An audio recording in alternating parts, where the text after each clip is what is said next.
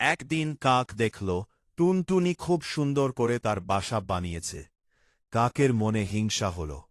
সে ভাবল, আমি তো বড় পাখি, কিন্তু আমার বাসা এত সুন্দর না।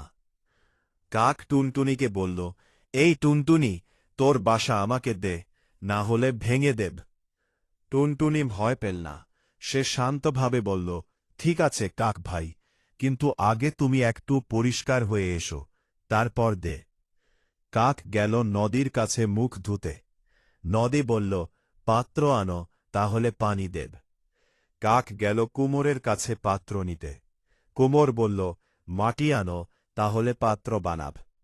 এভাবে কাক এক জায়গা থেকে আরেক জায়গায় ঘুরতে লাগল। শেষে সে খুব ক্লান্ত হয়ে গেল। এদিকে টুনটুনি হাসতে লাগল। সে জানত কাক এত সহজে আর ফিরতে পারবে না। তার বুদ্ধির জোরে সে নিজের বাসা বাঁচিয়ে রাখল।